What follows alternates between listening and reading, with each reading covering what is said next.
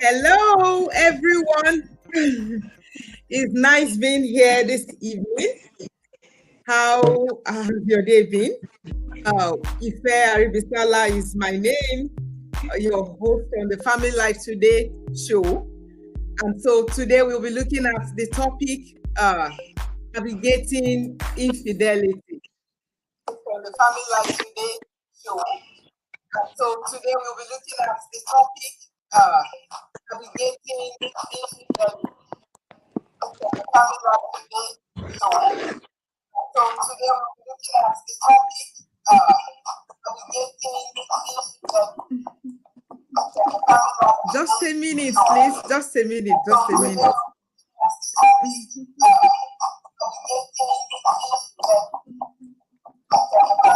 Just a minute. Just a minute.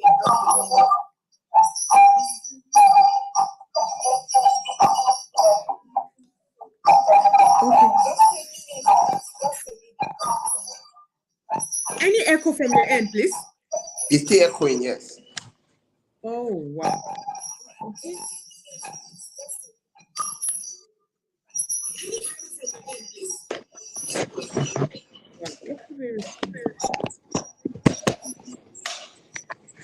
Hello, everyone. Apologies, please. We are coming in late, but just give us 1, 2, 3 minutes. We'll be right back, please.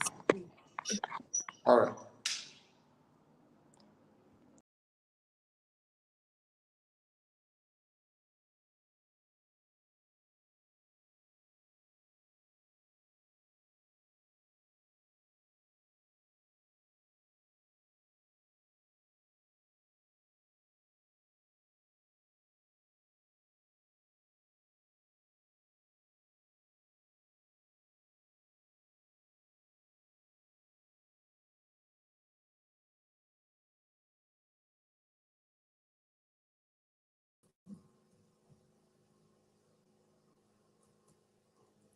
Hello? I'm with you. Okay. I think it's okay. It's okay now. It's okay. Oh, it's still echoing. Okay. I think it's okay. It's okay. I think it's still echoing. That is like your voice is to itself.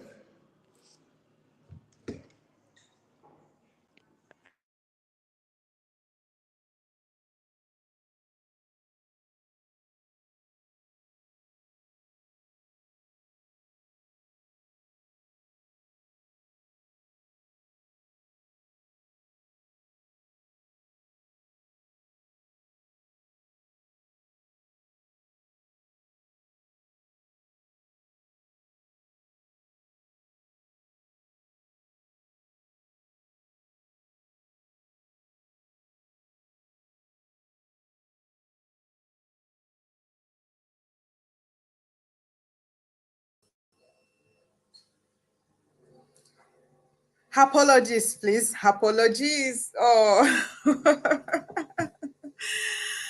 apologies, please. When you are setting up like this,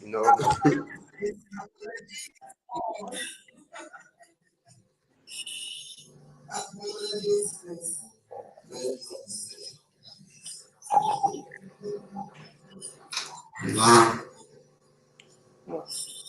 Are you on? Are you on some kind of? Are you on a speakerphone? Maybe that's why it's echoing that way.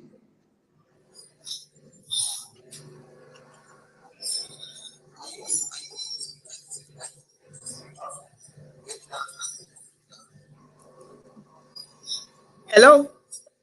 I can hear you.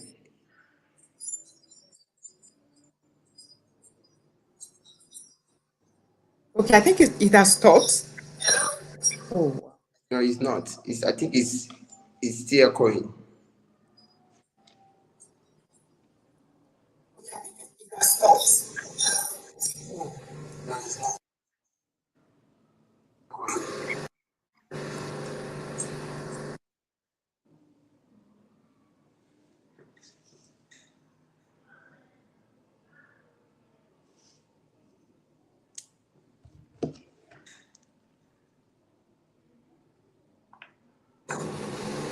Hello? I can hear you, ma'am. Okay, okay, okay. Okay. Thank you very much. Thank you. Thank you. Hello? Uh, I can hear you, ma'am. okay, okay. Okay. Thank you very much. Thank you.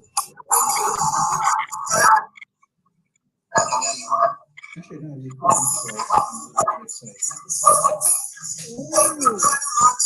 Ooh. Should I try to be on speaker on my earpiece to see if it will be different?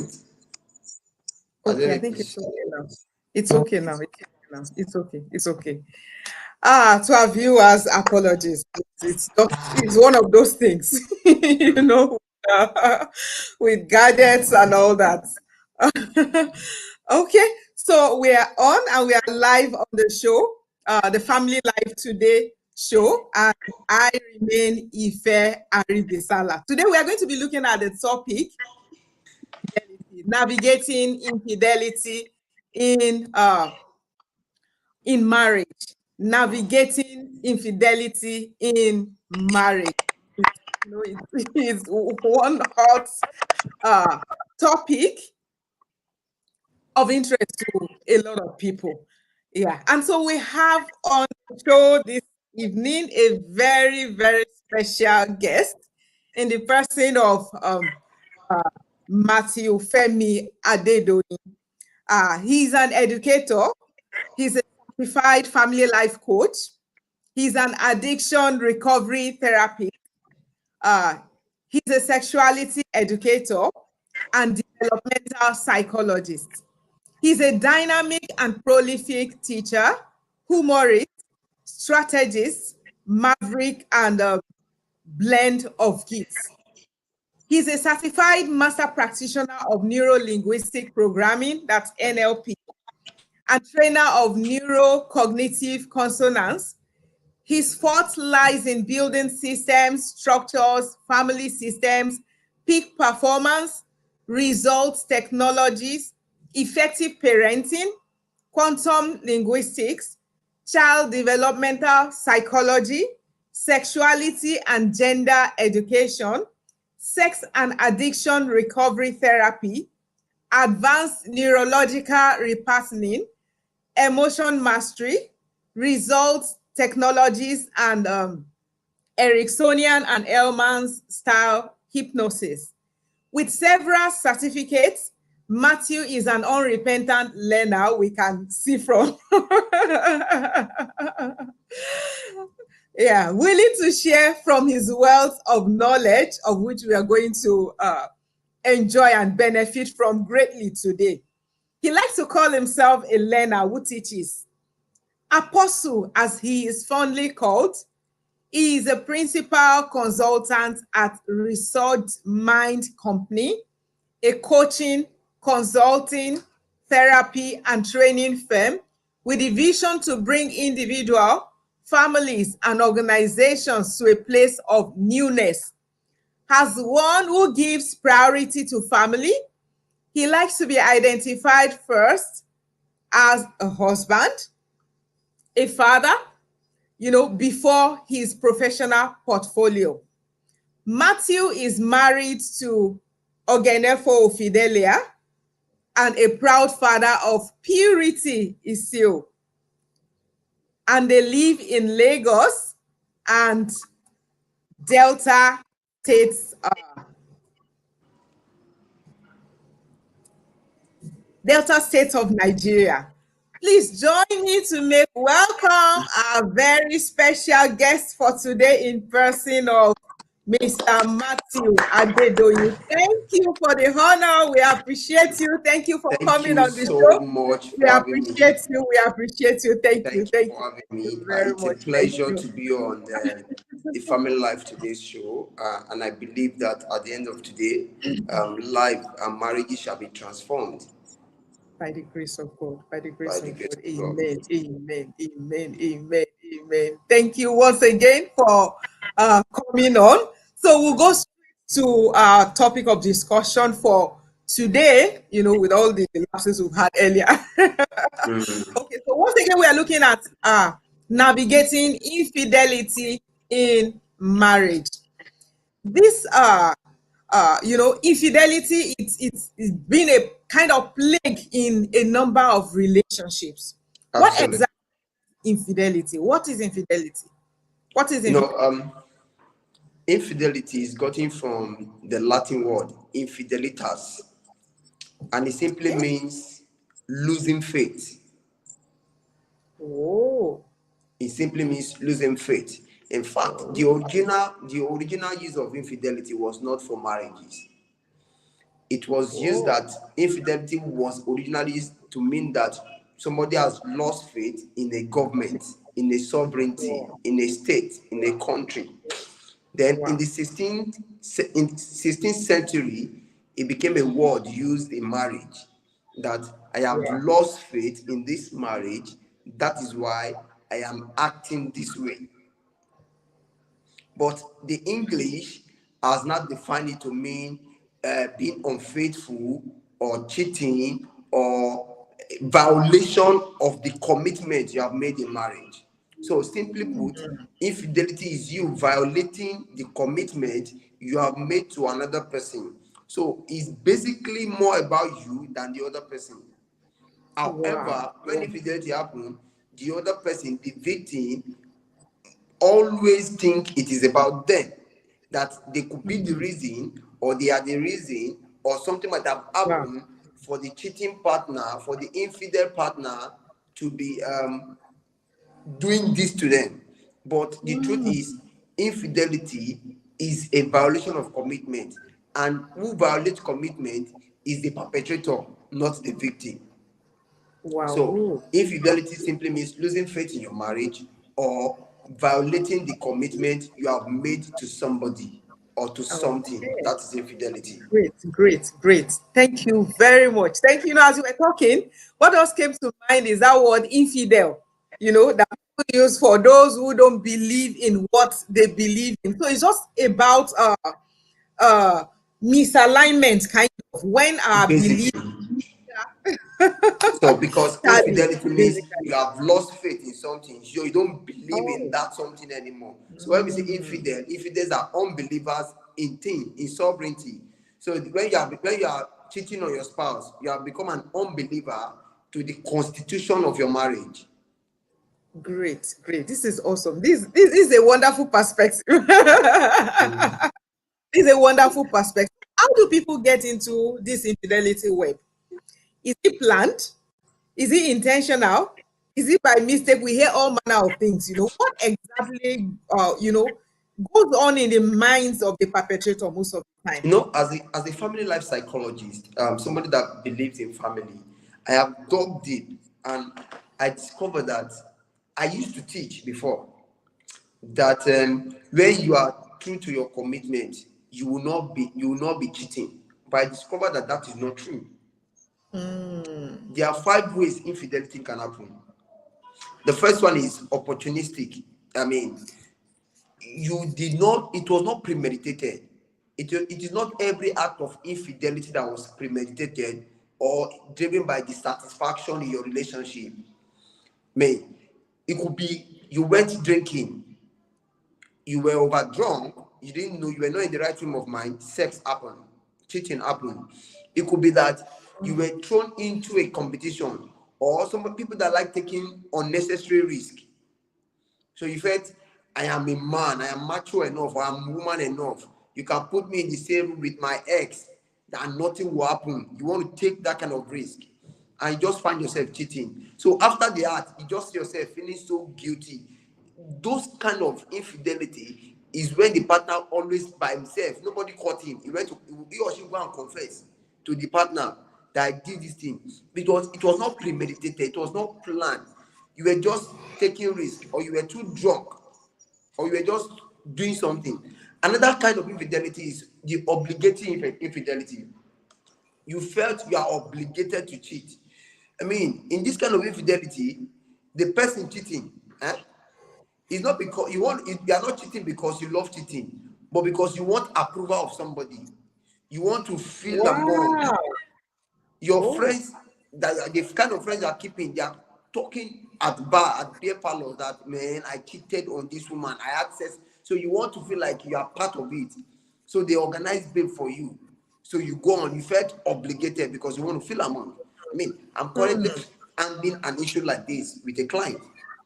I mean, the guy wants to feel like I am the man. So when the friends are talking about the women they are cheating on, he sit down and listen, and he wants to contribute. So he wants to feel what he feel like, and it goes about cheating on his spouse. So they feel it is obligatory because they want to be like the person in charge. Then the third one is the romantic infidelity. I mean, this infidelity occurs when you have little emotional attachment to your partner. So that's why I tell couples, do not marry who you do not feel sexually attracted to. So when there is less emotional attachment, you will want to look for somebody that can meet your intimacy. You are looking for somebody. That doesn't mean you are not loyal to your partner. In fact, you are loyal to your marriage because you will not leave your marriage for for the person you are cheating with. You will never leave your marriage. You will be cheating on your spouse and you'll be telling the person you are cheating with, I am married though. I cannot leave my wife for you. You will be ringing it in the person's ear. You are cheating because you do not feel emotional or sexual attraction to your spouse. And many factors can cause this. It could be childhood abuse. And you now got married to the person that tick all your bosses, but you felt okay, in marriage, the sex will grow. But the sex didn't grow. Then you felt obligated to cheat on your spouse. But you are loyal to your marriage. You will never leave your marriage for that cheating partner. Then the fourth one is the conflicted infidelity. Pardon? The fourth one is conflicted infidelity. Conflicted. Okay. Yes, you are conflicted. You are in love with two women or you are in love with two men. So you see your wife or you see your husband and you are looking at another person. The person is behaving exactly like your husband or exactly like your wife. Gives you the same level of joy, the same level of happiness. And this kind of infidelity happens when your marriage is based on hormonal raging. Hormones are raging. Dopamine, oxytocin, serotonin, because they are being released at all time. So the same level of hormones that is being released to husband A is what is being released when you see your side chick.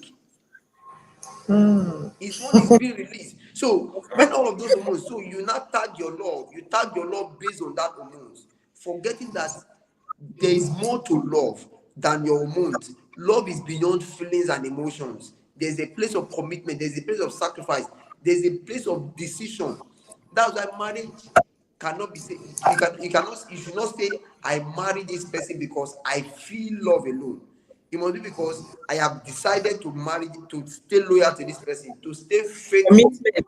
to stay committed to this relationship. So conflicted infidelity is when you are in love with more than one person. You are not conflicted.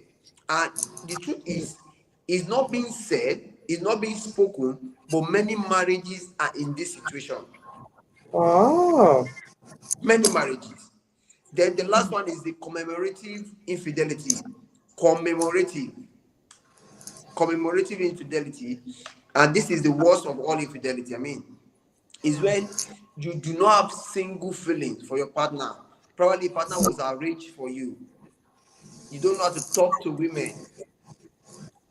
And then somebody was arranged to you, or the man was arranged for you, and then you just okay, let me marry, but your sexual desires are not being fulfilled. I mean, then you begin to cheat on your spouse, or it Met. could be that you have an addiction problem. You just felt, "Man, I cannot be loyal to women," or your image of women or men is distorted, that you see them as objects to be used. So you go about sleeping around, Ah. or you have an addiction problem that you have not dealt with. You then go into marriage. You don't even feel remorse in this kind of infidelity. I mean, you justify it with everything. Say, well, if other people are doing it, why can't I do it?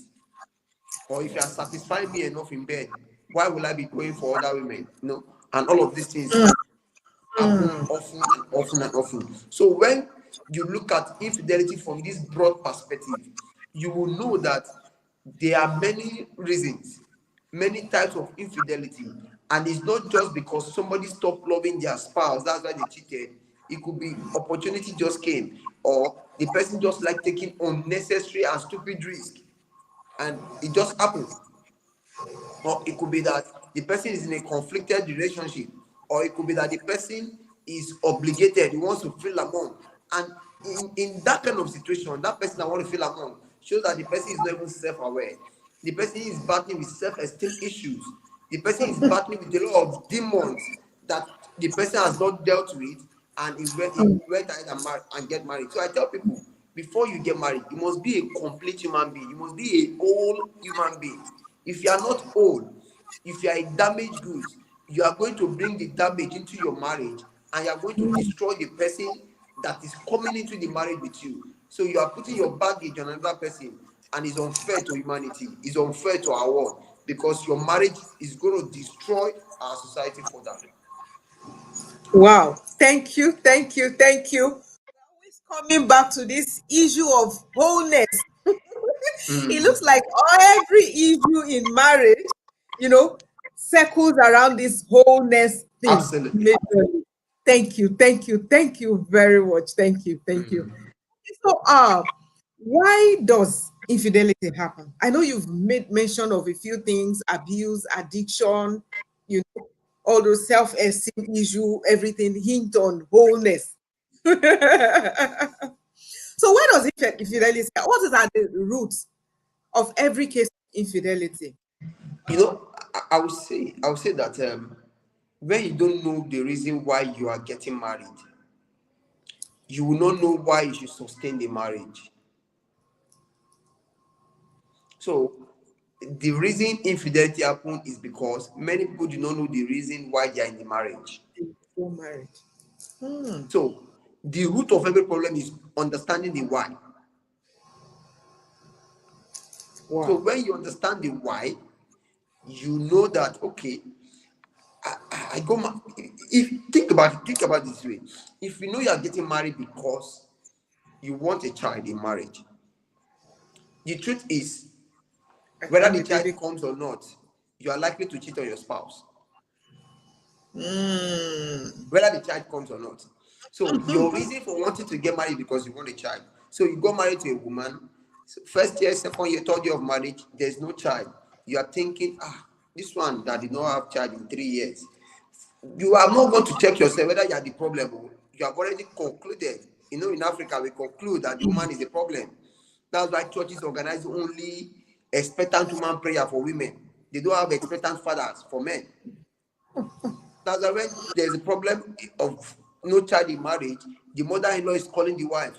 When will you give us a child? When will I want to carry my grandchild? Without He will checking not, the other person. he will not call his son. Do you have low sperm count?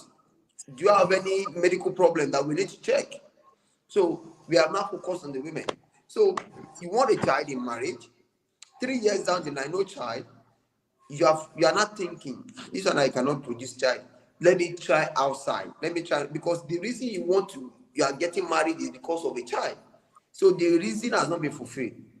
So you start cheating on your spouse because she cannot produce in your mind. She cannot produce child. And you have done with 3 women. They did not even produce children for you too. You are supposed to go and check yourself and say, I think I'm the Mm. problem. Or Now, no. but no, you won't. Let's assume that you now have a child. Your attention will be focused so much on the child that you will now begin to ignore the vehicle that brought the child to the world. So because your reason for wanting to get married has been fulfilled, you want a child, you have a child, you begin to ignore. So whether you are now cheating on your spouse or not, your reason for wanting to marry is a child. That's why you are now asked that kind of man. If there's fire in this building and your child is in the room, your wife is in the room, who will you save first? You say, let it concern me and my wife. I will save my child. Because the focus is the child. And So the I child. tell people, your reason for wanting to get married must be selfless. If it's about you, you will destroy your marriage.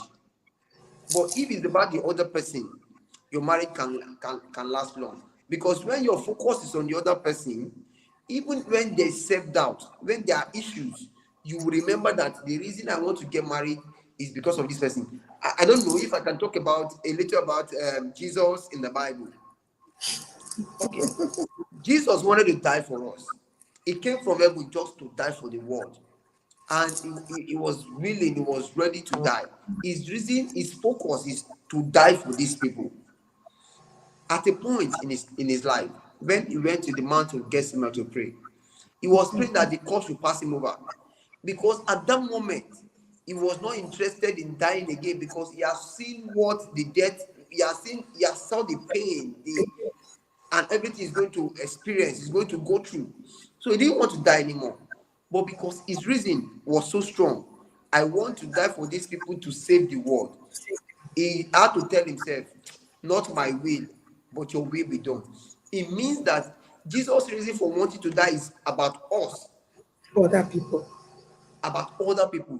That was what sustained him to overcome that self-doubt. So if your reason for wanting to get married is about your partner, it can sustain your marriage. But if it's focused on you, your marriage will be destroyed. It may take 10 years, it may take 20 years, it may take 15 years, but the marriage will not last long. Wow. Thank you very much. You always come down to this boldness and the why. The why. Thank you. The why. People, please pay attention to the why. For those that are married already, can they still go back to the drawing board They can and go back to the drawing board and say, okay, let me recreate understand a new why. why? Maybe they need to go back to the drawing to ask themselves, okay, the reason we are having these issues in our marriage is because our why has been wrong. Can we rechannel this why? Can we refocus this why and now begin to focus on the other partner? Because the truth is, before you got married, you must be selfish. The moment you got married, you must be selfless. Why did I say selfish before marriage? Selfish, Okay. your selfishness will help you choose the person you want to get married to. It is selfishness that make me choose my wife. I mean, I have to check the things that tally with what I want to tick my boxes. These are selfish reasons. But the moment she said yes to me, my selfish reason becomes selfless.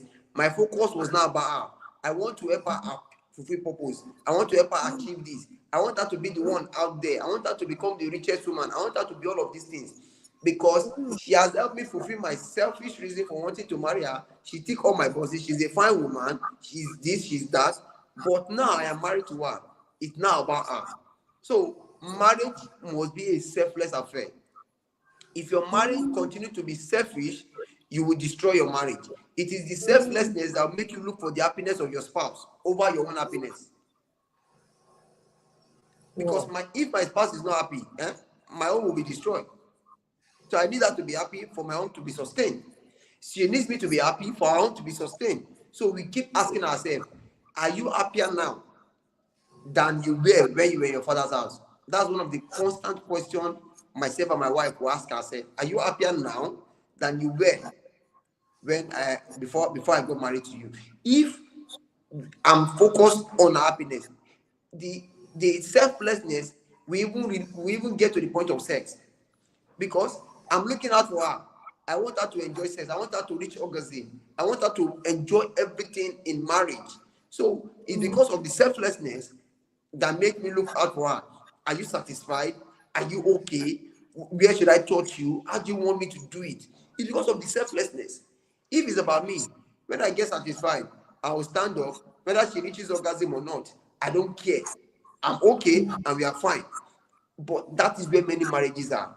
The man is okay with the sex, the woman is not okay with sex. So you ask couple, a lot of couple, I mean, you can even try this experiment. 60% of couple, give them assessment. Are you happy in your marriage? The man may say yes, the woman will say no. Or the woman will say yes, the man will say no. The person that is saying no is the one sacrificing her happiness or his happiness in the marriage. The person saying yes is not sacrificing anything wrong in return. That's why one party is happy, the other party is not happy. So Wow. understand your why, and your why must come from a selfless point of view. It is that selflessness that make you look out for your partner first. It is that selflessness that make you want to protect your partner. It is that selflessness that make you want to provide. It is that selflessness that make you want to make your own. It is that selflessness that will make you look out for your partner during sex. for the satisfaction of your partner. When this is done, it will help your commitment to stay away from cheating on your spouse. Great, great, great, great. And so this selflessness should be on both sides. On both sides, not just one partner. Right. On both Yeah, yeah, sides. yeah, yeah. Okay, okay. You made mention of you talked about happiness too. You know, happiness of the other spouse can. Should our happiness be hinged? Just before we continue our infidelity talks, should our happiness be hinged on our spouse? No. That's also another sensitive. If you are not happy, you cannot even give somebody happiness. Mm, You have to be a happy person to share happiness with people. You have to be, you cannot give what you don't have. Your yeah, happiness should not be hinged on your spouse, but when you are happy, it is easy for you to distribute happiness. make others happy. Great. It is, if you are hot, you will distribute hot to people. That's why in a room, if one person is sad in this room, emotions are contagious. If even while we are not in the same room right now, in this room where I am, if I pretend to be sad, in the next 5 minutes, you are going to be sad. Whoa. And if I pretend, when you came into this room, you were laughing, and suddenly I joined in the laughter. That is how emotions are being contagious. So if you as a person is not happy, you cannot give happiness. So why our happiness should not be hinged on our partners, you have to be a happy person to distribute happiness. Great, great, great, great, great, So great. I hope I've answered the question. Yes, yes, yeah. Totally. Thank you. Thank you. Okay, so what are the effects of infidelity on a marriage? How does If on marriages? Is it just a spouse, you know, because that's the focus. Well, you just it's only the spouse that is affected. infidelity affect Is it long term or short term? What's the effect? infidelity affect the marriage in a very, very, very crazy ways. I mean, you can have PTSD. I mean, it can cause low self-esteem, mistrust, anger, jealousy. I mean, you know, somebody, I was reading something on Twitter one day, and they were not married, they were just intending to get married. And the babe cheated on the guy. He paid the guy so much, the guy talked to his friend about it and all of that. So one day they went to watch football at the viewing center. I mean, in the heat of the game, you know how guys are passionate about football. In the viewing center, this guy just stood up and he screamed, I know good enough. Oh, I know good enough, and tears were rolling down in the midst of a football game. oh. I mean, if care is not taken, the guy will go into depression. In that state of depression, you'll be thinking of committing suicide. I mean, so he began to question himself. Am I not good Existence. enough? I mean, I have a client I'm dealing with right now. When she was talking to me about her husband cheating, she was asking herself, is that I'm not fine again? I mean, what am I doing? What is the problem? And when I ask him, he said I disrespect him. Am I disrespectful? You know, infidelity makes you begin to question your own sanity. Without your essence, yeah. You begin to doubt your essence. You are angry. You don't even know who you are angry with. You are angry with yourself. You are angry with the children. I mean, even the children will know that something is wrong at home. No matter, even if it's so bad that a 1-year-old that is supposed to know nothing will see the father and the mother and will feel something is wrong. Yes, sure. In fact, the child in the womb will know that the home is not settled. So it affects in many ways. PTSD, the marriage is crumbling already, anger, self-doubt, you are questioning your essence, you are jealous. I mean, sexual jealousy. You don't know who your partner is cheating with, and you're already jealous of the person. So it adds a lot of effect and is a violation of your humanity. So that we should put that in mind, that my essence is being violated because we agree, we made a commitment, we decided, we chose to be committed to each other, and one partner lost faith. I mean, like, don't forget our definition. We say losing faith in someone. So it means that for my partner to have lost faith in me, I'm supposed to be questioning it. So you have lost faith in your partner. That's why you are cheating on your partner. And before you will lose faith in something, it means that you are probably, you don't even have faith in yourself again. You don't have faith in your ability to sustain the marriage. So like I said, it's more about the cheating partner than the victim.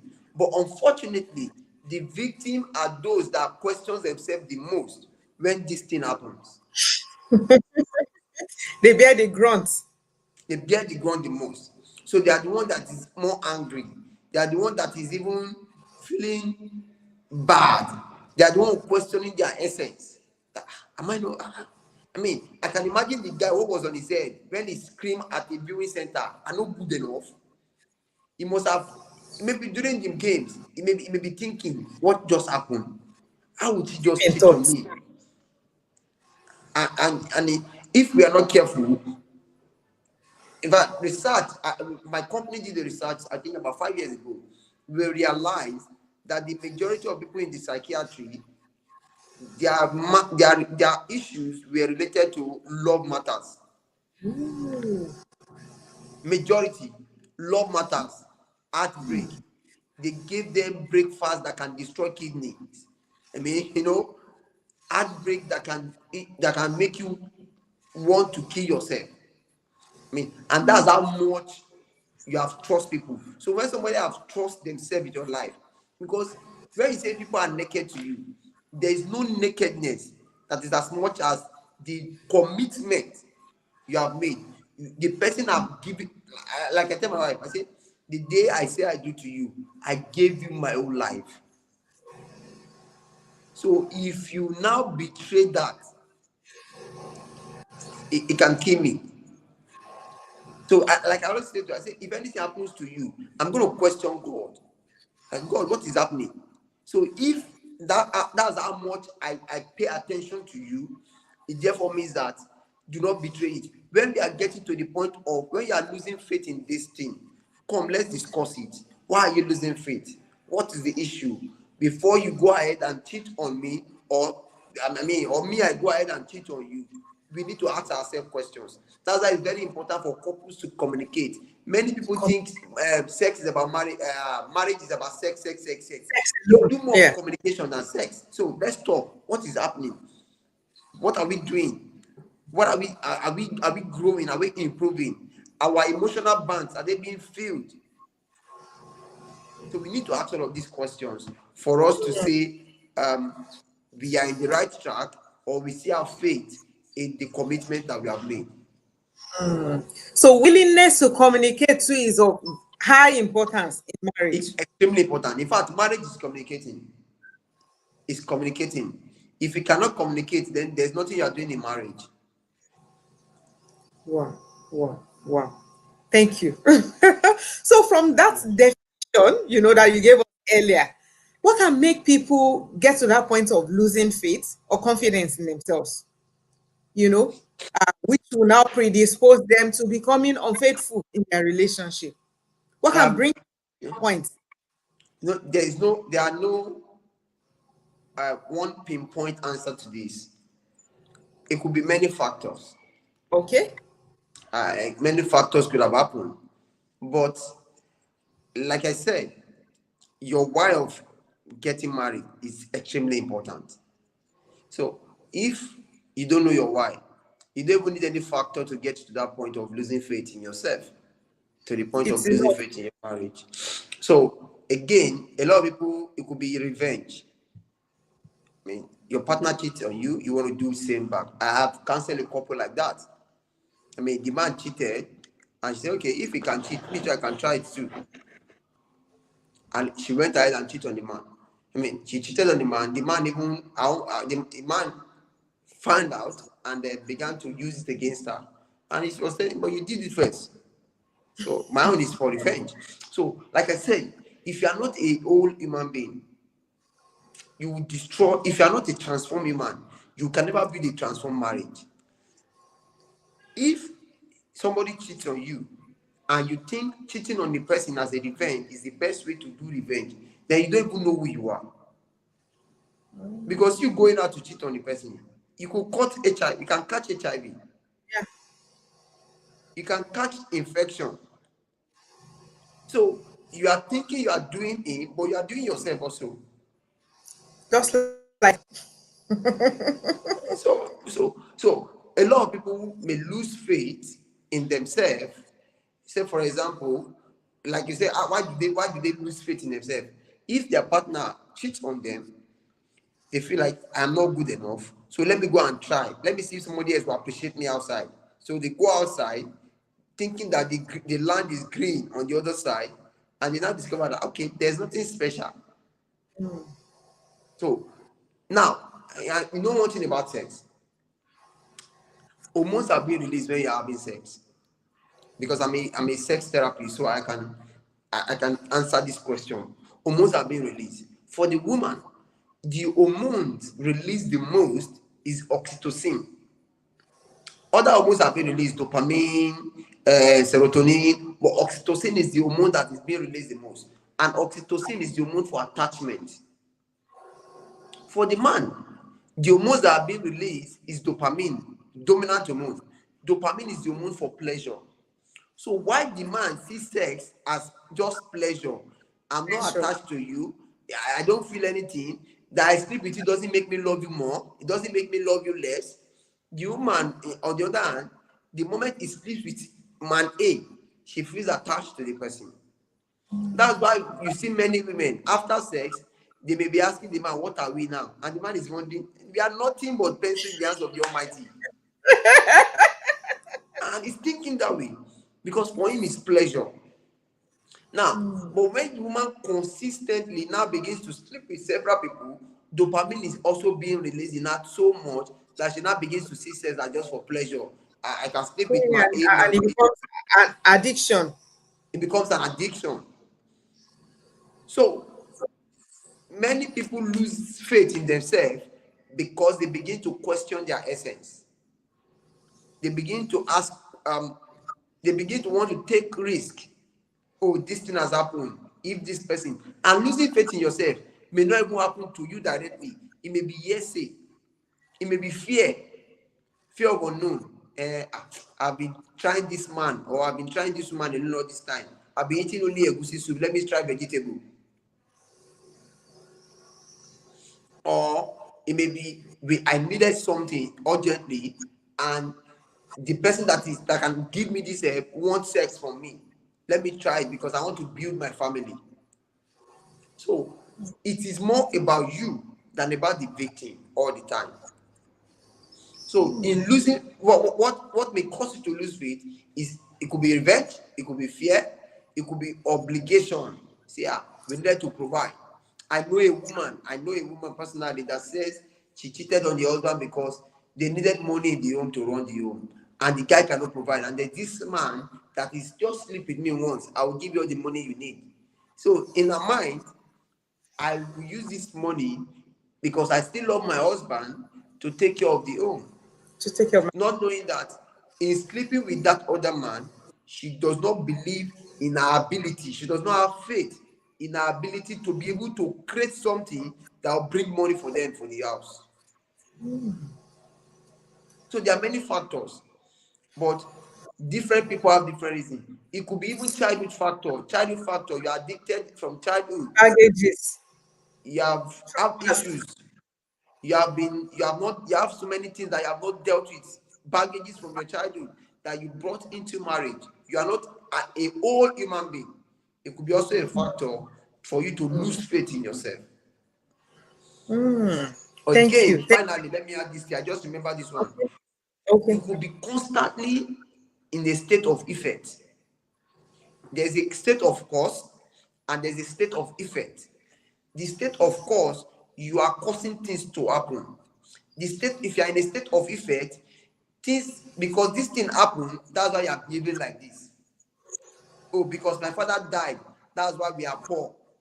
Because I was raped as a child, that's why I cannot say no to sex. So if you are constantly living your life in a state of effect, you have lost faith in your essence, and you will lose faith in people easily. Thank you, thank you, thank you. So things like abuse, trauma, addiction. So before even getting married, is better to address these things totally in order to get to that state of being whole. Absolutely. Only when you can, have a valid why. I'm able to stand by your why for getting married. Thank you very much. Thank you.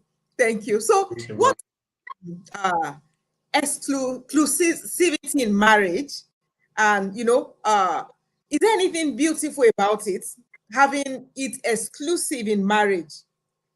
You know, marriage on is supposed to be an exclusive affair. It's funny. It's funny how we live in a world now that is building an inclusivity in marriage. Marriage originally is supposed to be an exclusivity thing. It's supposed to be an exclusive thing.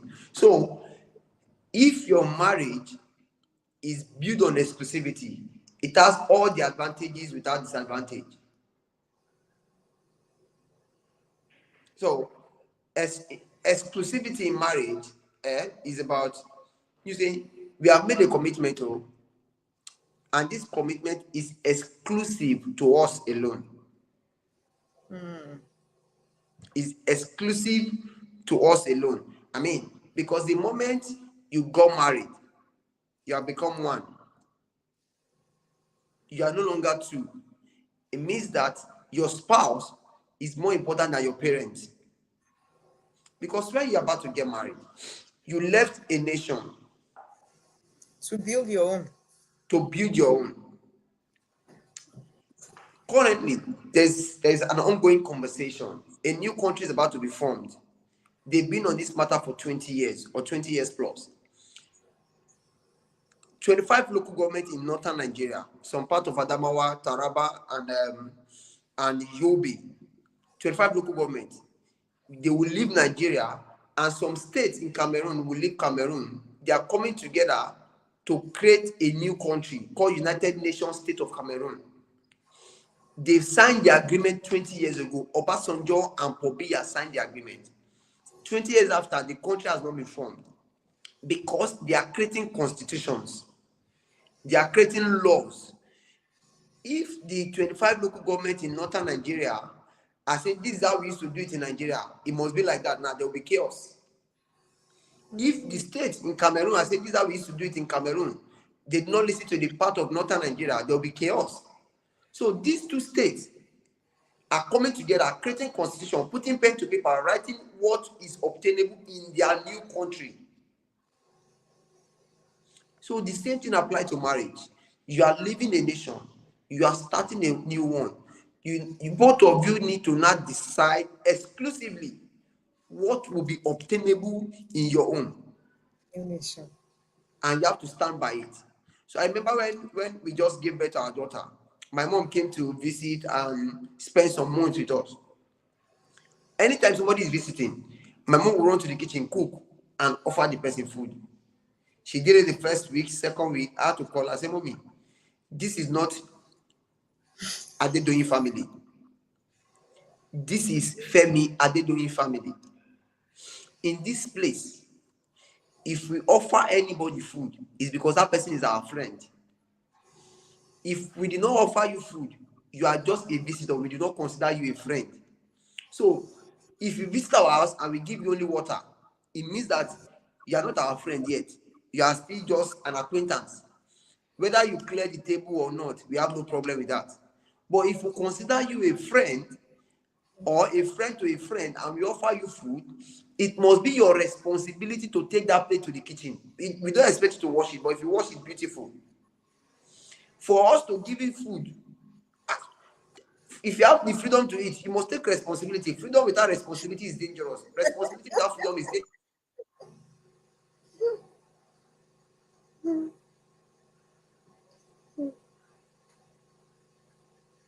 dangerous. So if you have offered you food,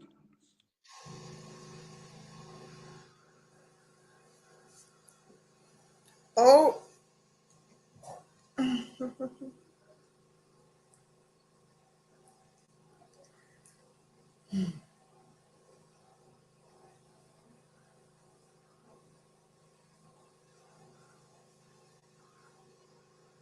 apologies, please. Apologies. It's the network. He will be back. He'll soon be back. He'll soon be back. He'll soon be back. So, marriage is made to be exclusive.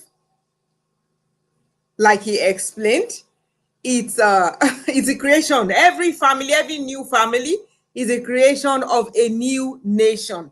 And so we come up with our own. This is one thing that's is not done. We need to come up with our own constitution. Thank you, thank you, thank you. He's back. Okay. Oh, he's back. He's back. He's back. Okay. apologies for that break. I was saying something. Okay, I was talking about my home. So if I offer you food, it is not your right because you were not in my budget when I was planning my budget for the month. So it's a response. I offer you food because you are friends. So take it to the kitchen. So we created a constitution, a law in our own. Then Wow. my mom began to live by that law because it's not our own. If we are visiting our own, and if she said in our own, trousers are not allowed for the ladies. So if my wife wants to visit, I will tell my wife, go on skirt, because we have to respect the constitution of that home. It is only terrorists that will not respect the constitution of your land. Oh, wow. So it's as simple as that. I was coaching a couple. I mean, the mother-in-law is a deeper lifer. The lady wears trousers and all of that. And the husband is saying, we want to visit my mother. The first day she visited, she wore trousers there. They did not receive her very well. And they were troubled and all of that. I said, you people lack wisdom. It's a simple thing. There's a constitution in that home. You have broken their constitution. You are not well received. She's a deeper lifer. Common sense will tell you that in a deeper life home, you don't wear trousers as a lady. So go on skirt.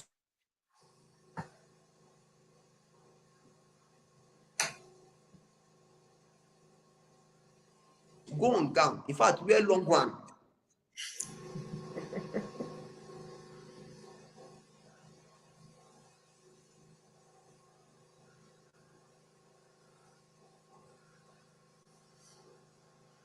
Okay, so as much as possible, as families, we should have a code of conduct that we live by. This to a large extent, and having open communication will help marriages in cases of infidelity uh, majorly. And the important thing is, why did we get married? So at any point and at any junction, it's always good to go back to the drawing board, the why, if we never out it before. Welcome back. Apologies. A call was disrupting my conversation. I did not. I forgot to put Okay. my phone on DND. Okay. It happens. It happens. It happens. So I think wisdom depicts that you go to the house, respect the constitution, go on skirt. In fact, wear a very long one. Let them see you. You are getting married to your spouse. You are going to create your own family constitution. But they have a family constitution. Even though it was unwritten, respect it. It's as simple as that. So when all of these things are put in place, your family is going to grow. You are going to be able to put yourself to say, anybody that breaks this rule is going, then you must be transparent as much as you can. Marriage without transparency, without communication, without accountability, you are bound to destroy your own. I've forgotten the question that brought us to this place, But I hope I've answered the question. Yes, yes, yes. We're talking about having it exclusive in marriage. Yeah, exclusivity in marriage is to Your your marriage. advantage. That's what we're looking at. Okay. Thank you. Thank you. Thank you. Okay, so how does what's the role of boundary in managing or preventing infidelity? Is boundary bondage? Because most people take it to be a bondage, you know, bondage or freedom. Boundary is very important in marriage. Boundary is no bondage. I mean, a man or a woman without boundaries, they are bound to even destroy themselves. You have to set boundaries, and these boundaries that you are setting communicate. That's why nations have boundaries. Yes, that's why nations have There's no boundaries. country without a Because boundary. if if those boundaries are not there, terrorists will invade your nation. And the people, back to infidelity, the people you are cheating with are terrorists invading your nation. And because you did not set your boundary and did not keep it, you are giving them permission to come and take over your territory. And as they've taken over your territory, they will dominate your territory and put their map or put their flag in your own nation. And it means that when terrorist organizations have put their flag in your nation, it means that they've taken over that territory from you. So boundaries are important. And these boundaries must be communicated. When you know your weakness, communicate to your spouse. So when you communicate to your spouse will be your springboard or will be the person checking for you. Say, you talked about this person. Oh. Say for example, you discuss a colleague with your spouse. Say, there's this babe in my office that used to do this, that used to do this, that used to, I'm suspecting this. It may not be anything, but you have discussed it. It's not your spouse's responsibility to check for you and say, babe, how far this babe? How far is she still disturbing you? Is she like this? Is she and all of these things. So set boundaries, and you must be able to keep those boundaries. People may say your own is too much, but when you respect yourself, that's how you set boundaries. A nations that respect themselves create their own boundaries to avoid invaders from coming in. So when you respect yourself, you're able to create your own boundaries to avoid people, terrorists, marital terrorists, checking into your home. So they communicate these boundaries. Let your spouse know the boundaries you have created for yourself. I say, I've created this boundary. There's somebody that wants to cross this boundary because it's your own. It will help you and your spouse to be able to what win these battles for your family. So boundaries are important, extremely important to be created, and communicate these boundaries so that your spouse, because you are a team, don't forget, you are a team. You want to win together. So you are communicating it not because you want your spouse to use it against you. And spouses also should understand that when your spouse are communicating boundaries to you, it's not for you to use it against them. Especially when they are communicating their weaknesses to you, don't use it against them. You are a team in a football team. You know the weakness of the winger. You know the weakness of the defender. You know the weakness of the midfielder. You now not say because your midfielder is weak at this point, you are not going to go and assist the midfielder or you are not going to assist the winger. Your team is going to lose the game. So in discussing your weakness is because they want you to be their strength. That's why they discuss the weakness with you, and you must not use it against them. And I hope I've answered the question, ma'am. Yes, you have, you have, you have, yeah. Thank you very much. What came to mind readily is, I don't want to mention any name, that we know what happens to countries with porous borders. Anything that, that happens in marriage is the same thing. It's exactly the same thing. Thank you, thank you, thank you for that. Okay, so that's in an ideal situation. It's in an ideal situation that maybe or there's good and effective communication, and the spouse is able to check with the other person when they see them getting into a pattern that will lead to infidelity or any issue in their marriage. But there are some other situations when the perpetrator is defensive, unwilling, may even be lying.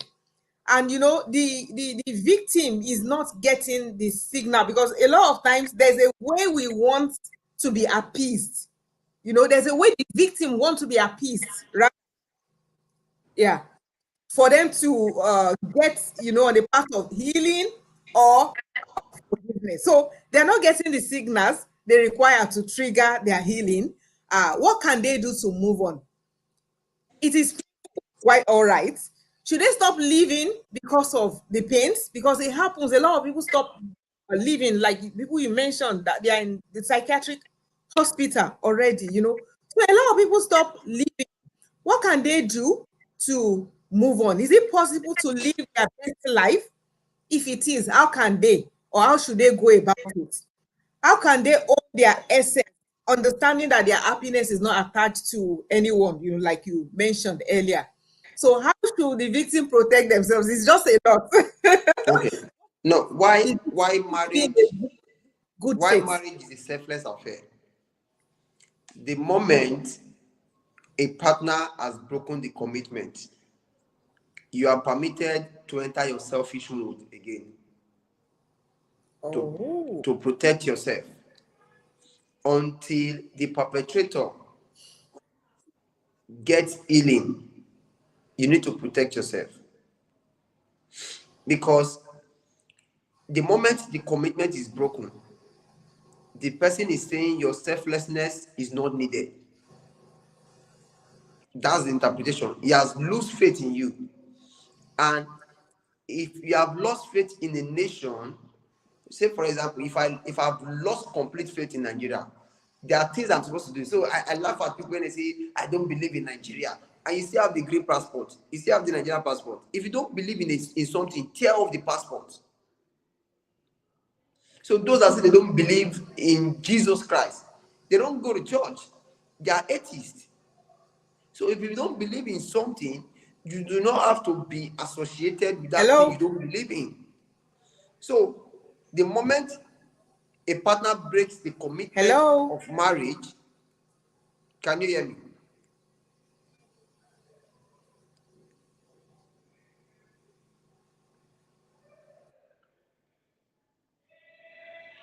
Can you hear me?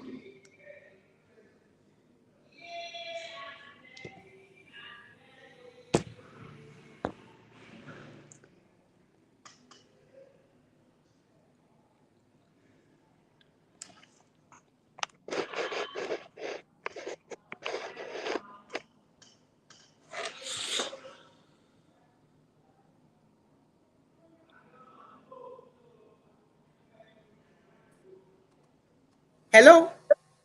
Can you hear me? Yes, I can hear you Okay. now. All right. I was saying that the moment a partner breaks the commitment, you are permitted to go to your selfish mode to protect yourself. Because if you need, for you to even be selfless, you need to first of all be selfish to protect yourself. So the Mm. person that have broken the commitment that you both made has told you that, hey, I've lost faith in this thing. So it's like in a country, when you have lost faith in a country, you are not supposed to have anything to do with the country's passport anymore. So I laugh at people that say they've lost faith in Nigeria and you still have the Nigerian passport. If you have lost faith, if you don't believe in something anymore, you are not supposed to be associating with that person. If you say you don't believe in Jesus Christ, you are not supposed to be in church. You are not supposed to be mingling with Christians. You are not supposed to be talking about Christianity. You are supposed to be a full atheist or a full unbeliever. So if you say you don't believe in Nigeria, you are not supposed to have the green passport anymore. So if you have lost faith in your marriage, and it means that Nigeria do not owe you anything. Nigeria do not owe you anything. So if you have broken the commitment you've made in your marriage, your spouse do not owe you anything anymore. So if your spouse does not owe you anything, that means the spouse need to be selfish until you are sin again. Because it takes insanity for you to be infidel. So until you have sinned again. So the partner that is the victim, you need to protect yourself. Now, the thing is, it is not about you. No matter what you do, a cheating partner will be a cheating partner. I mean, you can be the prayerful woman, be the one catering for the household, do everything. You can be everything. You can be the complete human being. The partner that will cheat will cheat. Will cheat. Sure. So you are not the reason he's cheating. It's not about you. So stop victimizing yourself. Stop hurting yourself. Stop harming yourself. Stop questioning your essence. Because before the person lost faith in you, he has lost faith or she has lost faith in him or herself. So it is the faithlessness he has in his ability or her ability to keep his or her commitment is what is just projecting on you. So don't victimize yourself. Don't blame yourself. It is the person that should be blamed, that should take everything. So if he or she is questioning it and defending himself or herself, saying it's because you did this, even if you don't do it, the person will still cheat on you. So you must come to that realization that, okay, this has happened. I need to protect myself. And how do I protect myself? You need to be healthy mentally. If your mental health is not okay, you are going to destroy your marriage and yourself further. See, you can be a good, it's better to be a good person, a good human being, than to be a good husband or a good wife. Because you are first and foremost a human being. You are first and foremost a human being. Before getting into that role. Because being a man, being a woman is your identity. You did not learn to be a woman. You are just a woman. I didn't learn to be a man. And it's my identity. But to be a husband and a wife, there are rules I have to learn the moment I say I want to get married. Just to be a banker, I have to go to school for 4 years to learn the rudiment of banking. To be a pilot, I have to go to school to know how to drive a plane, to know how to fly a plane. So to be a husband and a wife, I have been going to school since the day I was born to learn the rudiment of being a husband and being a wife. And these are rules I can wear, and I can decide not to wear anymore. So the partner that is cheating on you, that has become an unbeliever in your marriage, have decided to say, okay, this role of a husband or of a wife, I do not know it well. These are my errors I am making. So you that you are the victim should not further victimize yourself. You should not tell yourself, okay, this person is not playing this role well. It's not about me. I can never be at fault, even if I am disrespecting the person. So the Bible did not say, husband, love your wife only if she submits, or wife, submit to your husband only if you love. There's no condition attached to it. It is a selfless thing. It's a thankless thing. Loving and submitting is thankless. You don't need to be compensated to do that. So if somebody has cheated on you, our advice, take care of your own mental health. It's very important. Take care of your mental health. Because the truth is, as a man, you may want to question yourself, self-doubt, question your essence, question your ability to think, question yourself as a wife, as a husband. You question your identity as a man or as a woman. You may want to question all of these things, but you need to keep your mental health okay. You need to be sane, to see it from a logical point of view. Then our advice also, see a counselor to talk to you, especially when you begin to see that you are behaving irrational. You are angry unnecessarily, angry with the children, angry with yourself. I mean, see a therapist immediately to talk to, even if they are not giving you solution. Look for somebody to voice out this thing to, because if you keep it in your mind, if you keep it in your heart, you'll be hurting yourself the more. So see a therapist, talk to the person about you, about yourself, about the situation, and let the person now counsel you. You must not see yourself as the problem. You are not the problem. The person that cheated or that's doing the infidelity is the one that is the problem, not you. And you must understand that after doing all of those things, because some people, infidelity is a deal breaker for them. that the moment you cheat on me, I am leaving this marriage. As a counselor, my job is not to tell you what to do. My job is for you to see the broad picture. And if you have chosen to say that because he cheated, I want to leave, and if it is the most appropriate decision to make and it will help your sanity, make it.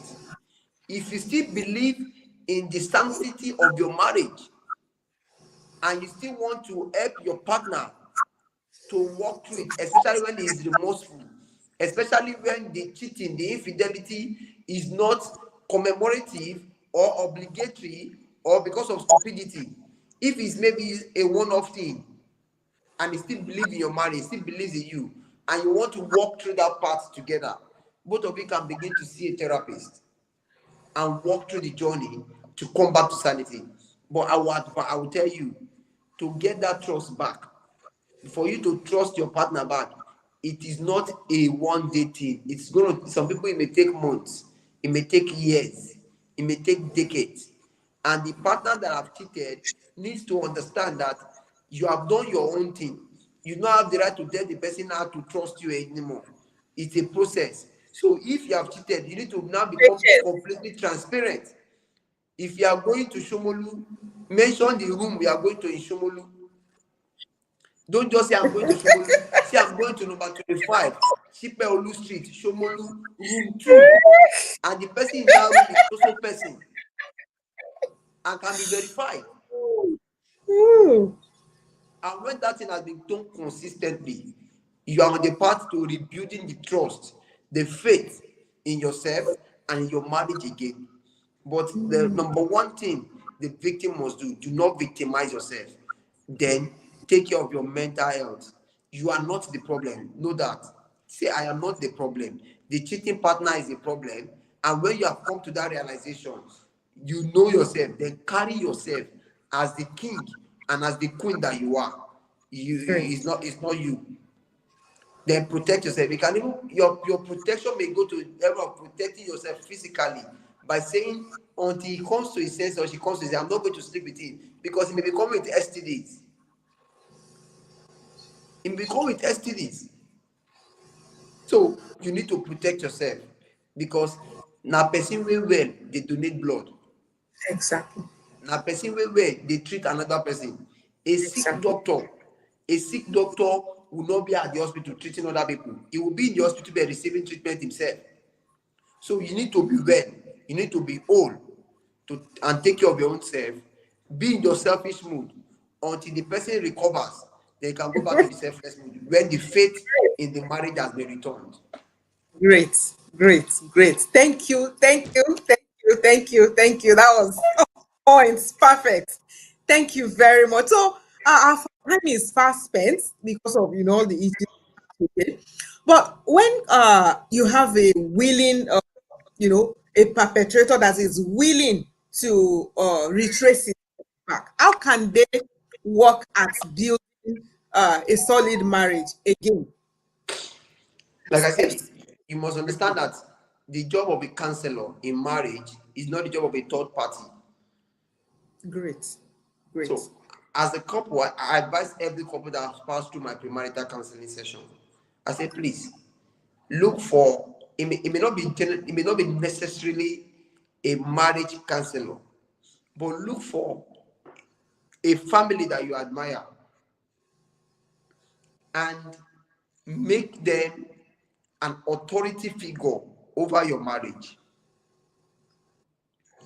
These people you admire, they are the objective people in your marriage that can call you to order. So when they give you instruction about a complaint from your spouse, you will understand that this is an instruction and from an authority figure over us, and we have to follow.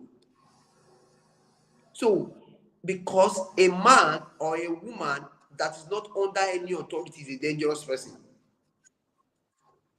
So, Mm. either you get a marriage counselor or you get a working marriage that can become an authority figure over your marriage. So, if your wife is saying, babe, we have not gone on vacation for 2 years and you are forming busy with work, and your wife reports to those people, all they need is call you, Matthew. When last time your wife go on vacation? Okay, next week go on vacation, and your response is yes sir, yes ma. You are not questioning them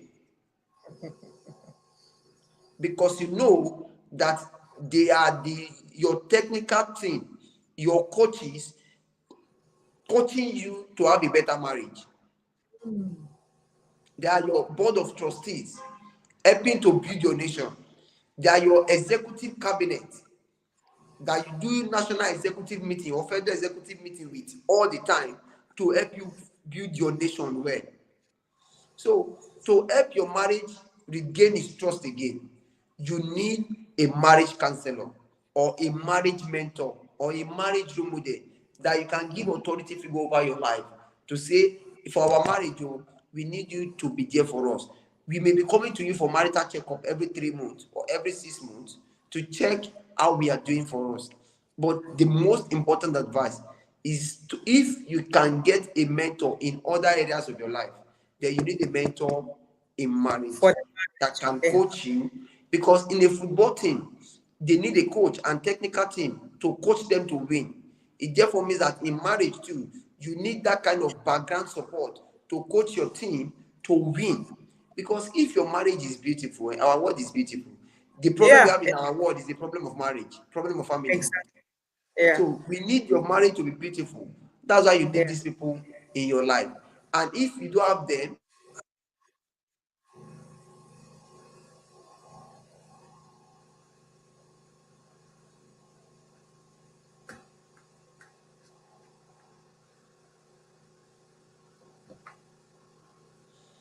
that is unbiased and that can coach your own to become better. So with that, you can regain the trust. And the cheating partner must be completely transparent, completely open to the spouse. With that, it can help your marriage regain its trust again. Great. Thank you very much. Thank you. Thank you. One more before we uh is it possible to have a marriage that is devoid of infidelity? If it is, so how can you have fair proof, you know? It is absolutely Prevent it possible. in advance. It is absolutely possible to have a marriage that is devoid of infidelity. Like I said, what is your reason for wanting to get married? What are the constitution you have put in place? Treat your marriage like a government. If you treat your marriage, there's extended system, extended family system, there's the governing system, there's the financial system. If you treat your marriage like system, you will be able to build a marriage devoid of infidelity. And also, you as a person, you must be a complete whole human being. If you are not whole, no matter the system you have put in place, your system will be deformed. So treat your own self before you bring somebody else into your life. Mm, Go through the healing process. mm. Before you bring somebody else into your life, before you come and damage another person, another woman's, somebody's son or somebody's daughter, treat yourself. So in my marriage counseling process, I do therapy for the couple. There's a point in the session where we dig into your childhood and upbringing, your environment, your significant emotional experiences in life. I'll be able to pinpoint the problem in your life that can affect your marriage in future. Yeah, yeah. So when you know all of these things, go through. I mean, everybody should go through premarital marriage counseling. Go through it and follow through the process and become a whole human being. When you are a whole human being, we have solved the number one problem of Exactly. infidelity. Then put system in place on how to check your faith and your commitment in that marriage. If you are losing it, communicate. So myself and my wife, we ask ourselves, what could be a reason why you begin to lose interest in this marriage? And my own is just one reason: peace of mind. If I begin to lose my peace of mind and be losing interest in this marriage, Mm, and she told me as, then we ask ourselves, how do we checkmate not losing my peace of mind? How do we checkmate you not losing your own essence? And we are told ourselves, when you're doing anything, voice out. when you are troubled about my actions, voice out. So I voice out when I'm feeling troubled about the action. If I'm losing my peace of mind today, I will let her know. If she's losing her essence today, she will let me know. All those things she wants to achieve in life, if she could not achieve it because she got married to me, she's going to voice it out, and we are going to look for a way to solve the problem. With that, nobody is losing faith in the marriage. Great, great, So great. it still goes back to communication. So another thing you need to know is declare your asset before you get married. Your asset is not necessarily your money. When we want to choose a new president, there's a law in our nation that says president or candidates that want to go for elective positions should declare their asset. Even though they don't do that in Nigeria, they are not completely truthful. In marriage too, you have to declare your asset. It could be that, for example, when I was to get married, one of my assets is that my job is extremely important to me as a counselor. So if and I travel a lot, I'm an itinerant speaker. Today I'm in Asaba, tomorrow I'm in Port Harcourt, I'm in Abuja and all of that. I say I enjoy the traveling. I enjoy speaking on podiums. My wife, you cannot stop me. It's part of my asset. So when I say I'm traveling for counseling job or to speak somewhere, she does not stop me. She declared her asset too. Part of her asset is singing. So if she's in a rehearsal and she's closing by 12 midnight, my job is to cook and wait for her to come and eat. So on her days of rehearsal, I cook for the house. I take care of our daughter because she declared this as part of her asset before we got married. It means your asset are the things I cannot stop you from doing. Wow. She cannot stop me from going to speak on podium, except I don't want to go. Except the speaking or the rehearsal will affect our marriage. If the speaking or rehearsal is going to have an effect, a negative effect on the marriage, then we Negative have to effect. discuss it to say, okay, how do we channel this thing? Because again, the marriage is more important than the job. We want to keep the marriage. That's why we declare the assets. So Yeah. we will now allow the asset to destroy the marriage. Wow. So as couple, have conversations, discuss, declare your assets, then know how to navigate your life together as a winning team. It's going to help Great. you avoid infidelity. Then be Great. transparent. If a girl, because many times myself and my wife we are apart, and because of the nature of my job, I see people that want to help. Can we come and bring, can we cook for you? Can we bring food for you? Can we do this for you? When I was a single man, I don't even collect food from people. People don't cook for me and bring. It's a Boundary, personal boundary, decision. boundary. When I was single, I don't allow it. It means that I cannot even allow it as a married man. So when people offer it now, I just call my wife. As a person offer me food, oh, me I don't go and collect. Oh. We just discuss it.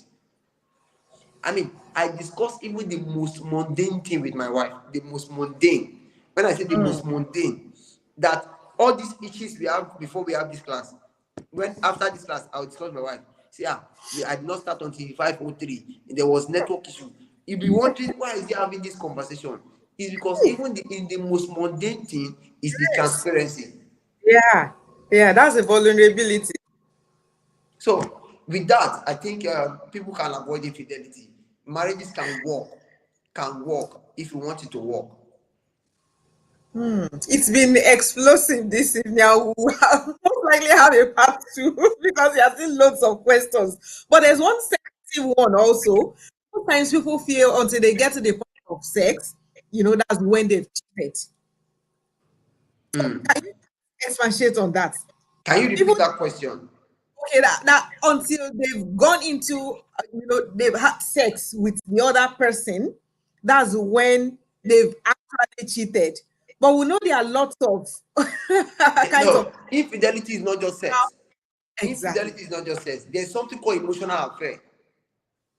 Emotional affair is when you begin to pick someone else and you trust the person more than you trust your spouse. You flirt with the person. Instead of becoming vulnerable to your spouse, you are more vulnerable to the person. You explain all your life details to the person. You flirt with the person. You discuss things that couple should be discussing with the person. That is infidelity also. So you must understand that cheating doesn't is not when you have slept with the person. It starts with your conversation on phone. It starts with the play you do in the office. It starts with the things you do with the person. It starts with your interest in wanting to you are focused on being with the person than being in your marriage. You know, I've seen many people on the public holiday when spouses are supposed to be spending quality time at home together. The one partner wants to go and be with another woman just to play, just to discuss, just to now you are not making your wife or your husband jealous of the person, then you are cheating. Sometimes infidelity is you cheating on your spouse with your job. Hmm. With your job. If any other thing becomes more important than your marriage, then you are an Is infidel. it fidelity? Oh wow. I Including like your pastors, including your churches, if it becomes more important than your I marriage, like that. it's infidelity. Wow, I like that. I like that. I like that. We'll round up on this note. It's been explosive and it Thank you looks. for having me. Thank you very much for coming on the show. I'm Thank you so for having me. thank you. And to our viewers too, thank you very much. I know our time is fast spent, we extended far beyond what we do normally. Thank you very much. I appreciate you all. And I remain Ife Aribisala. I'm a family life professional, same as our guest for today. So in case you need anything, can you help us drop your handle? At Your Adedoyin Matthew on Instagram and on Facebook, on Twitter at Adedoyin Matthew. okay. Please, if you can pick it out because I'm not able to drop it right away. Okay, so he's at Adedoni Matthew on Instagram and Facebook. Ifeoluwapo.arita on Instagram and Facebook as well. Thank you very much, everyone. It's nice having you on board today. Have a wonderful evening and a great weekend. Thank you. Bye. Bye.